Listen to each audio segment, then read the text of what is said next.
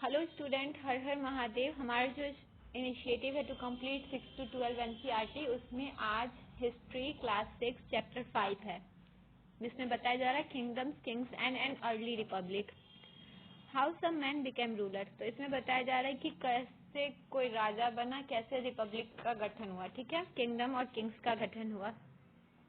तो इसमें पता चल रहा है कि लास्ट 50 ईयर्स पहले के बारे में बताया जा रहा है कि रूलर्स थे पास्ट में। Some of the rajas we read from in chapter 4 were probably chosen by jana the people. और इससे पहले जो चैप्टर 4 में हम सब पढ़े थे, तो उसमें से जो भी राजा बने थे, जितने भी, वो पीपुल के द्वारा ही बने थे। But around 3000 years ago we find some changes taking place in way in which rajas were chosen. Some men now became recognized as rajas by performing very big sacrifice. और इसके बाद पता चलने लगा कि इसके बाद कुछ मैन, उसके बाद चेंजिंग हो गया राजा के पोस्ट में, कि राजा कैसे बनने लगे, उसमें चेंजिंग हो गया। वो सब जो बड़े बड़े सेक्रीफाइस को परफॉर्म करते थे, वो सब राजा बनने लगे।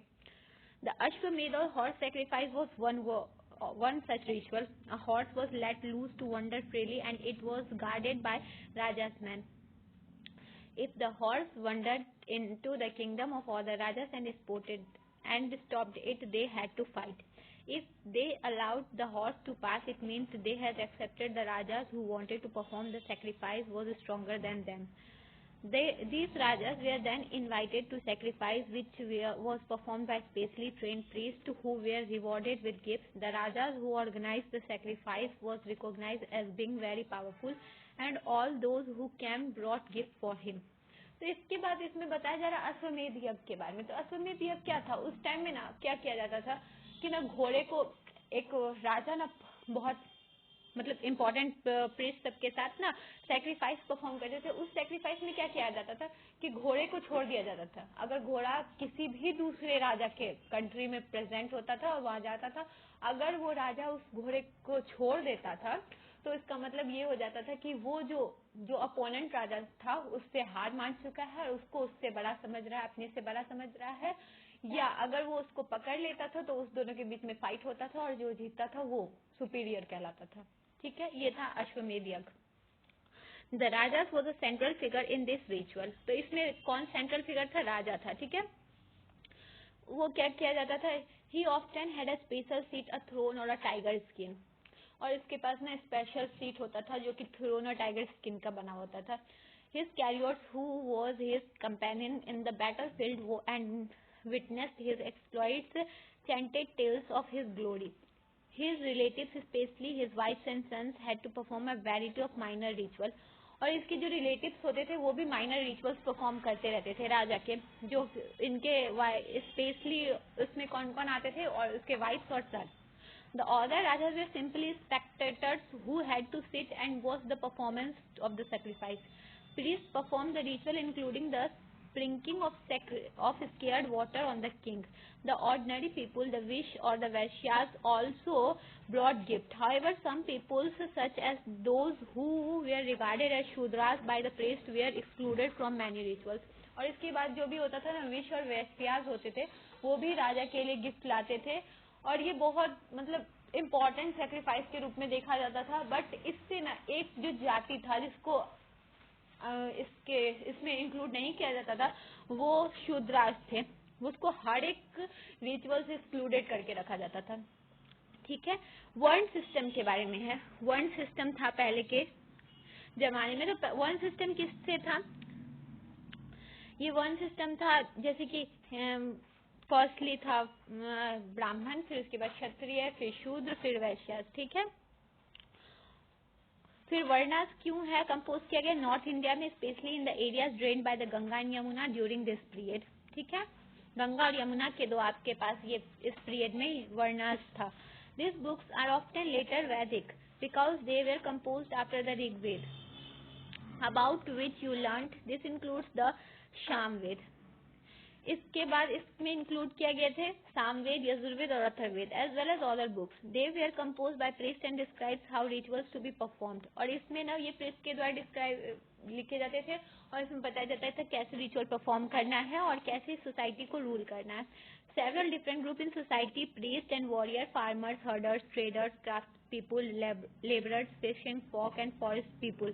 तो इसमें बहुत सारे डिफरेंट ग्रुप के पीपुल के बारे में बताया गया है सोसाइटी में जो उस टाइम में थे, जिसमें प्रीस्ट थे, वॉरियर, फार्मर थे, herders, traders, craft people, labourer, fishing folk and forest people थे. Some priests and warriors were rich, as were some farmers and traders. Others, including many herders, crafts peoples, laborers, fishing folk and hunters and gatherers were poor. तो इसमें बताया जा रहा है कि priest और warrior जो थे और फार्मर और ट्रेडर्स थे वो सब ही कुछ कुछ रिच थे. बाकी जितने भी पीपुल थे, Hunter, gatherer, herders, craft people या लेबरर, वो सब पुअर थे. फिशिंग folk जितने भी थे वो सब पुअर थे. The priest divide peoples into 4 groups. और प्रीस्ट ने अपने अकॉर्डिंग पीपुल्स को 4 ग्रुप में बांटे थे जिसको वर्णास कहा जाता था. The first one was that of ब्राह्मण.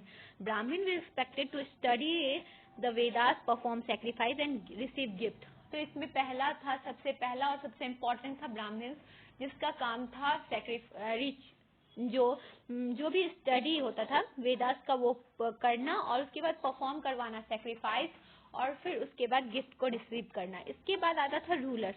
रूलर्स को क्षत्रिय बोलते थे और ये फाइट करते थे बैटल में और फिर प्रोटेक्ट करते थे अपने पीपुल को. इसके बाद थे विश और vaishyas. They were expected to be a farmer. और ये सब एक्सपेक्टेड किए जाते थे कि ये सब फार्मर बने. और उस traders and herders and traders, ये सब थे वैश्याज. और both Kshatriyas and Vaishyas could perform sacrifice. और क्षत्रियाज और वैश्याज दोनों परफॉर्म करते थे सेक्रीफाइस. इसके बाद एट लास्ट आता था शूद्राज, जो हर एक रिचुअल और फिर किसी भी तरीके के इम्पोर्टेंट थिंग्स के लिए उसको एक्सक्लूड करके रखा जाता था सोसाइटी से. ठीक है. Often women were also grouped with the Shudras. और वुमेन चाहे वो किसी भी कास्ट की हो, ब्राह्मण, क्षत्रिय, शूद्राज और वैश्याज, उसको भी शूद्राज के साथ एक्सक्लूड करके रखा जाता था. Both women and Shudras were not allowed to study the Vedas. और इसमें ये भी तक दिया गया था कि वेदास को वो दोनों नहीं पढ़ सकते थे, चाहे वो वुमेन हो किसी भी ग्रुप कास्ट की या फिर शूद्राज हो. ठीक है. The priest also said that these groups were decided on the basis of birth. और प्रीस्ट बताते थे कि ये ग्रुप डिसाइड किया जाएगा on the basis of birth, जन्म के आधार पे. अगर किसी का बेटा, किसी के माँ और पिता अगर ब्राह्मण होते थे तो ऑटोमेटिकली उसका जो सन होता था वो ब्राह्मण कहलाएगा. इस टाइप से उस टाइम में किया जाता था कास्ट बेस. लेटर दे क्लासिफाइड सम पीपुल्स एज अनटचेबल. और उसके बाद इस शूद्रास को वो सब अनटचेबल के रूप में देखने लगे. This include some craft peoples, hunters and gatherers as well as peoples who helped to perform burials and cremations. इसमें कौन कौन से इंक्लूड होते थे? शूद्रस नहीं, इसमें ये सब इंक्लूड होते थे क्राफ्ट पर्सन, हंटर्स, गैदरर और जो ब्यूरियल्स को करते थे, जो दफनाने का काम करते थे, उन सबको इस एक अनटचेबल मतलब कि अस्पृश्यता, अछूत के रूप में उस टाइम में ये करने लगा, रिकॉर्ड करने लगा. The priest said that contact with this groups was polluting. और प्रीस्ट बताते थे कि इस टाइप के इंसान सबके साथ रहना एक प्रदूषित हो जाना है, मतलब ऊपर की जातियों के लिए प्रदूषित हो जाना, इन सब के कांटेक्ट में रहना. Many people did not accept the system of varnas laid down by the Brahmans. Some kings thought they are superior to the priest. और कितने पीपुल थे जो इस टाइप के सिस्टम को नहीं मानते थे. कुछ कुछ किंग तो ऐसे थे वो खुद को ब्राह्मण से भी ऊपर मानते थे. Other felt that birth could not be basis for deciding which varnas people belong to. और कुछ कुछ सोचते थे कि बर्थ ही एक ऐसा चीज नहीं हो सकता है कि जिसके हिसाब से वर्ण को बांटा जाए. Besides, some people felt that there should be no difference amongst people based on occupation. और इसके बाद कुछ people सोचते थे कि कोई भी कार्य के द्वारा किसी भी इंसान को अलग नहीं समझा जाना चाहिए. Others felt that everybody should be able to perform ritual. और कुछ सोचते थे कि हर किसी को रिचुअल परफॉर्म करने का अधिकार है. Everybody should perform rituals. And others condemned that practice of untouchability. और कुछ कंडेम करते थे प्रैक्टिस ऑफ अनटचेबिलिटी को. ठीक है. ये चीज था, ये था सोशल डिफरेंस उस टाइम का, ठीक है। जनपदास, अब इसके बाद the rajas who performed this big sacrifice were recognized as being rajas of Janpadas rather than Janas. The word Janpadas literally means the land where the Janas set its foot and settled down. Some important Janpadas are shown on map 4. तो इसमें ना बताया जा रहा था कि राजा जो big big sacrifice को परफॉर्म करते थे ना, वो राजा जनपदास कहलाते थे, वो राजास ऑफ जनपदास कहलाते थे और रेदर देन जनास, ठीक है। द वर्ड जनपदास, वो जो वर्ड है जनपदास, वो जन से निकला है। जन क्या मतलब क्या होता था, जो भी वहां पे रहते थे, उस सेटल करते थे वहां पे, उस कब को बोलते थे। और इम्पोर्टेंट जनपदास कहाँ पे दिया गया है, मैप 4 में दिया हुआ। Archaeologist have excavated a number of settlement in this janapadas such as Purana Qila in Delhi, Hastinapur near Meerut and Atranjikhera near Etah. The last 2 are in Uttar Pradesh.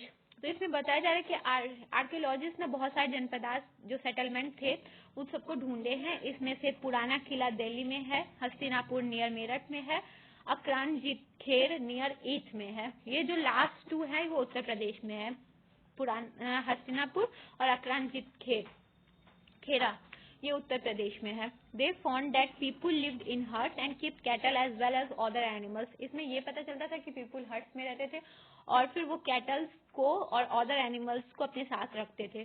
They also grow a variety of crops, और इसके बाद वो सब बहुत सारे क्रॉप्स को भी ग्रो करते थे, जिसमें आता था rice, wheat, barley, pulses, sugar cane, sesame and mustard, ठीक है। This made earthen posts, some of these were gray in color, others were red. One special type of poetry found in these sites is known as painted gray ware. As is obvious from the names, these gray pots had painted design, usually simple lines and geometric pattern. और इसके बाद इसी time में ports का भी earthen ports जो था वो भी बना है। ये बहुत डिफरेंट टाइप के होते थे, कुछ कुछ ग्रे होते थे, कुछ कुछ रेड होते थे, और फिर ये इस टाइप से पेंटेड किए जाते थे ग्रे वेयर से, ठीक है, स्पेशल जो होते थे। और फिर कुछ कुछ ना ऑब्वियस था कि वो पेंटेड और डिजाइन यूजुअली सिंपल करे जाते थे जियोमेट्रिक पैटर्न में। अब महाजनपदास क्या थे? 2500 ईयर्स पहले कुछ जनपदास ना बहुत इम्पोर्टेंट हो गए और वो महाजनपदास बन गए। सम ऑफ दिस, वो उसमें कौन कौन से महाजनपदास हैं? महाजनपदास का कैपिटल होता था, कैपिटल सिटी होता था, और वो फोर्टिफाइड भी होता था।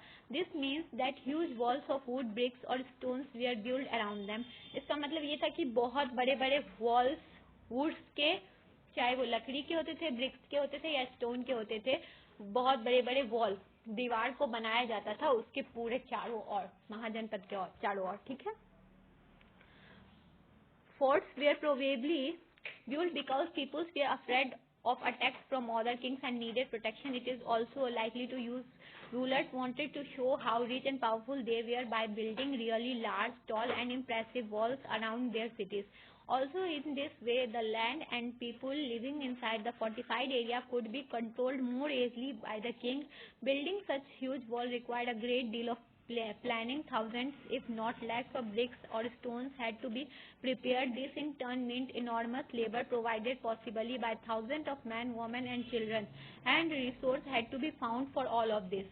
तो इसमें ना ये जो फोर्ट्स बनाया जाता था, चाहे वो ब्रिक्स स्टोन्स का होता था, तो उससे ये ज्यादा प्रिफर करता था, ये दिखाने की कोशिश करता था कि एक तो फर्स्टली वो अपने पीपुल्स का रक्षा करता था ताकि बाहर के किंग उस पर आके आक्रमण ना करे।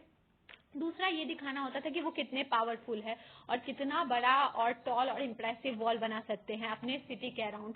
तीसरा ये होता था कि वो अपने पीपुल को जो फोर्टिफाइड एरिया के अंदर होते थे उसको कंट्रोल करना और उस पर रूल करना इजीली हो जाता था।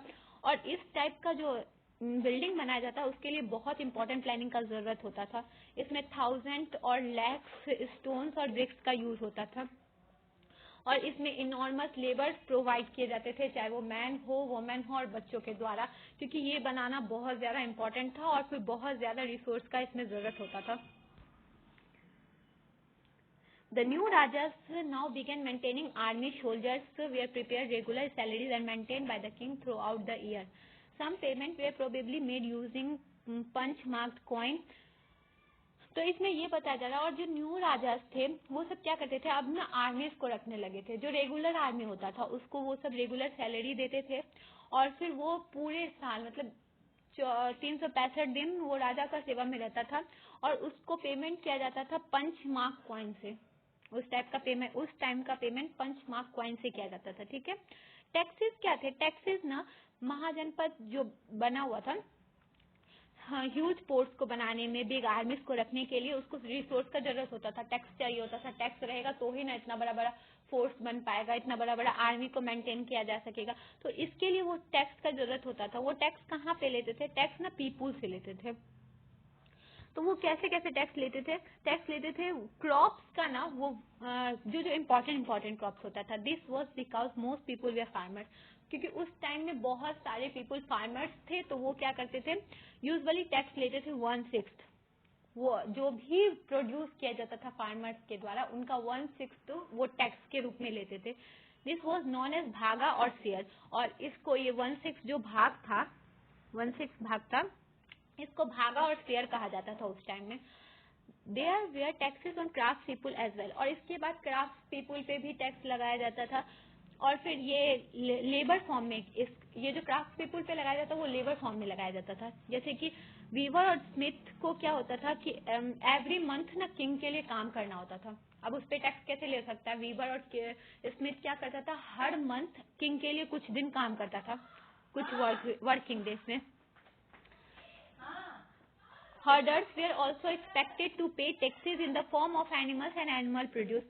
और फिर हर्डर्स को टैक्स किस रूप में दिया जाए, किस रूप में हर्डर्स टैक्स देते थे, एनिमल के रूप में या तो एनिमल प्रोड्यूस के रूप में। There were also tax on goods that were brought and sold through trade.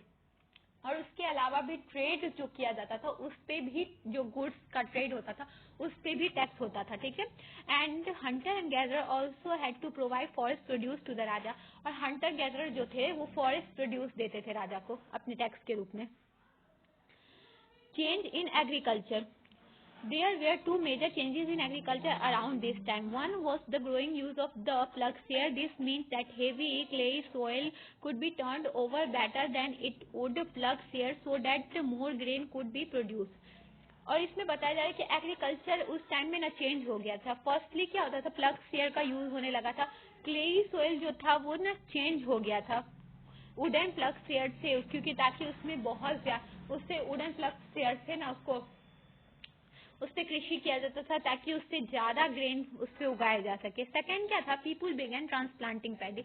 इसके बाद ना पैडी को ट्रांसप्लांट करने लगे पीपुल। इससे क्या होता था, इसके जो ग्राउंड पे जो सीड को स्केटर किया जाता था, फेंका जाता था, उससे प्लांट स्पोर्ट नहीं होते थे। और फिर तो इसीलिए वो क्या करने लगे, प्लांट करने लगे। Then planted in fields. This led to increase production as many more plant survived. क्योंकि उससे जो पहले जो छीटा जाता था उससे कुछ कुछ खत्म भी हो जाते थे, बट जो प्लांटिंग करने लगा तो इससे ज्यादा सर्वाइव करने लगे और जनरली ज्यादा प्रोडक्शन भी बढ़ने लगा।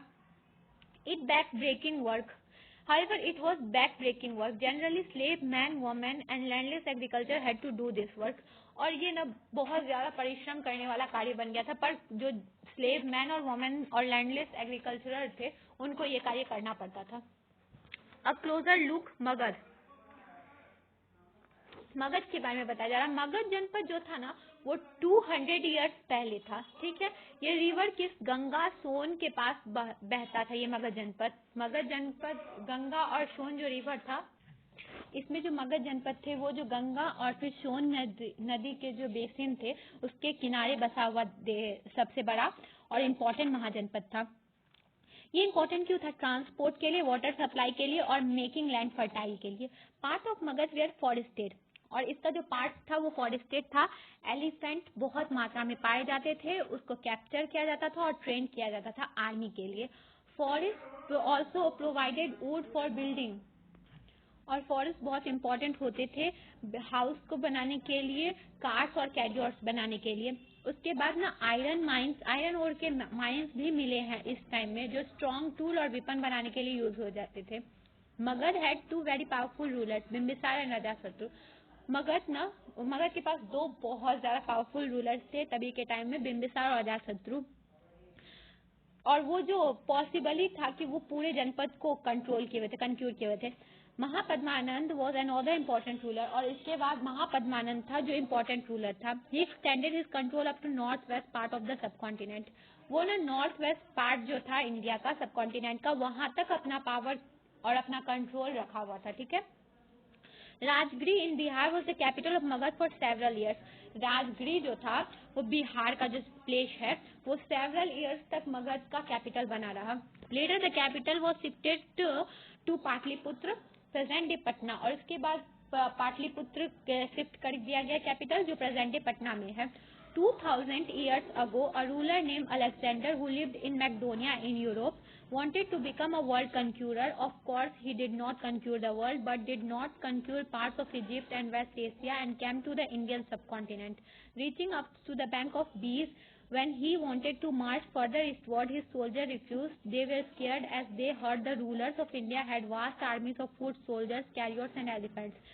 दो 2300 ईयर्स पहले एक रूलर था अलेक्जेंडर, जो मैकडोनिया यूरोप का रूलर था, जो चाहता था पूरे वर्ल्ड को कंक्यूर करना, जो शायद नहीं कर पाया था वो पूरे वर्ल्ड को कंक्यूर।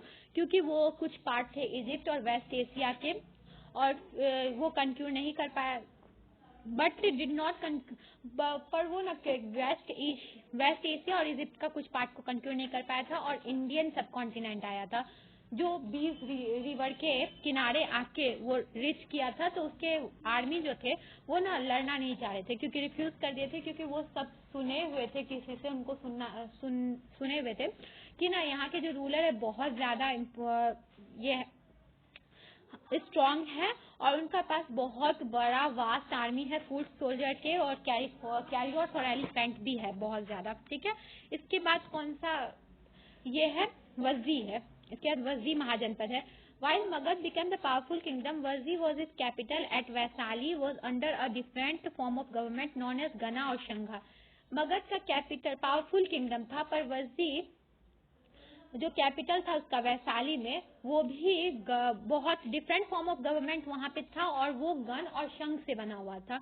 गन शंख they were not one but many rulers. इसका मतलब ये होता था कि वो एक रूलर्स नहीं थे वहां पे, वज्जी में बहुत सारे रूलर्स से बना हुआ था। Sometime even thousand of man rule together, each one was known as raja. और कभी कभी ऐसा होता था कि 1000 मैन रूल करते थे और हर एक राजा कहलाता था अपने आप में। This Rajas perform ritual together, और ये राजस क्या करते थे, रिचुअल परफॉर्म करते थे साथ में, असेंबली को साथ में मीट करते थे, और फिर वो डिसाइड करते थे कि क्या करना है, डिस्कशन डिबेट होता था।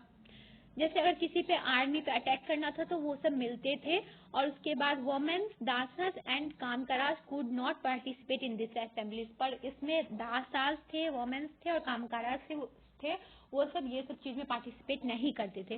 Both the Buddhas and Mahaviras about whom belong to Ganas or Sanghas. Some of the most vivid description of life in the Sanghas can be found in Buddhist book. और ये जो बुद्धा और महावीर थे वो खुद गण और संघ से बिलोंग करते थे। सम जो उनके बारे में कुछ कुछ इम्पोर्टेंट है संघास, वो बुद्धिस्ट बुक्स में अभी भी मिलता है। ठीक है। This is an account of the Vajji form of Digha's Nikayas, a form of Buddhist book which contains some of the speeches of Buddha. These were written down 2000 years ago. ये जो है ना, ये वज्जी फॉर्म का दीघा निकाय का एक Buddhist book का पार्ट है, जिसमें बताया गया है बुद्धा के स्पीचेस के बारे में, जो 2300 ईयर्स पहले रिटर्न था। अजात शत्रु एंड द वज्जीज। अजात शत्रु क्या था, वज्जीज पे अटैक करना चाहता था। वो अपना मिनिस्टर को वशकरा को बुद्धा के पास भेजा था एडवाइस के लिए। The Buddha asked whether the Vajjis meet frequently in full assemblies. When he heard that they did, he replied that Vajjis will continue to prosper as long as. तो उस पे बताया जाता है कि Buddha asked whether the Vajjis meet frequently. Buddha से पूछा गया था कि क्या वज्जी फ्रीक्वेंटली मिलते हैं, उनका फुल असेंबलीज होता है, क्योंकि वो सुने थे वजीज के बारे में कि कंटिन्यू प्रॉस्पर था, full and frequent public assembly. तो उसमें बताया गया था कि उनका फुल और फ्रीक्वेंट पब्लिक असेंबली होता था, वो मीट एंड एक्टेड टुगेदर करते थे। दे फॉलोड स्टेबलाइज रूलर, और वो स्टेबलाइज रूलर थे। ठीक है। They respect, support and listen to elder, वो एल्डर्स को लिसन करते थे, रिस्पेक्ट करते थे और सपोर्ट भी करते थे। Vajji women were not held by force और कैप्चर, और वर्जी वुमेन को कैप्चर के द्वारा तो नहीं जीता जा सकता था। Kshatriyas were maintain in both towns and villages, Kshatriyas वहाँ पे बोथ टाउन और विलेज में रहते थे। Which saints who follow different believes were respected and allowed to enter and leave the country freely, और जो सेंट होते थे वो अपना बिलीव रखते थे और फिर उसको पूरे आजादी था कि वो रह सकते थे या फिर कंट्री को छोड़ के जा सकते थे। ये था वज्जिस के बारे में जो बुद्ध बताए थे। Rajas of powerful kingdoms try to conquer the sanghas, और राजा जो पावरफुल किंगडम के होते थे वो संघ को कैप्चर करते थे। Nevertheless this lasted for a very long time, और ये बहुत लॉन्ग टाइम पहले से ये चीज था। टिल कितना 1500 ईयर्स पहले, जब लास्ट गन और संघ वॉज कंक्यूर किए गए थे गुप्ता को रूलर्स के द्वारा। ठीक है, ये था संघ के बारे में। ठीक है, इस चैप्टर में यहीं तक था, और उसके बाद अलग वर्ल्ड के और कोने में क्या अब चल रहा था ये बताया जा रहा है। Around 2500 years ago the people of Athens set up a form of government which called a democracy was lasted for about 200 years ago। इसके बारे में बताया जा रहा है कि 2500 years पहले पीपुल्स जो थे एथेंस के वो ना गवर्नमेंट फॉर्म किए थे, वो डेमोक्रेसी कहलाया था। ठीक है, 200 years पहले। All free man over the age of 30 were recognise as full citizen, और उस टाइम में फुल सिटीजन 30 years के एज के पर्सन को माना गया था। ठीक है, और फिर वो असेंबली बनाते थे और 40 times इन अ ईयर में मिलते थे इम्पोर्टेंट मैटर पे डिसाइड करने के लिए, डिस्कस करने के लिए। और यहाँ पे ऑल सिटीजन मिल सकते थे, ऑल सिटीजन मीटिंग में पार्टिसिपेट कर सकते थे। Appointment for many position were made through lottery, all those who wanted to be chosen gave in their names and then some were selected through lottery. और इसमें जो अपॉइंटमेंट होता था ना वो लॉटरी के द्वारा होता था, जिसका भी लॉटरी में नाम आ जाता था वो इम्पोर्टेंट पोस्ट के लिए अपॉइंट हो जाते थे। Citizen were expected to serve in the army and the navy, और जो सिटीजन होते थे वो आर्मी और नेवी में ना सर्व करते थे। वोमेन, और फिर इसमें वोमेन कंसिडर्ड नहीं किए गए थे सिटीजन्स। ठीक है, पर इस टाइम में। ठीक है, also many foreigners who lived and work in Athens are as merchants and craft people did not have right as citizen, और जितने भी फॉरनर थे जो एथेंस में रहते थे क्राफ्ट पीपुल या मर्चेंट के रूप में, वो भी सिटीजन्स नहीं माने जाते थे, ना ही वोमेन मानी जाती थी। ठीक है, beside there were several thousand slaves in Athens who worked in mines, fields, households and works, they too were not treated as citizen. और इसके अलावा भी थाउजेंड्स ऑफ स्लेव्स थे, दास थे, जो माइंस, फील्ड्स और हाउस होल्ड और workshop में काम करते थे, वो सब भी सिटीजन नहीं माने जाते थे। ये है एथेंस के बारे में। ठीक है, इस चैप्टर में इतना ही था। अगर ये चैप्टर अच्छे तरीके से समझ में आया तो इसका सारा क्वेश्चन को क्या करना है, सॉल्व करना है। ठीक है, I hope you understand. Thank you.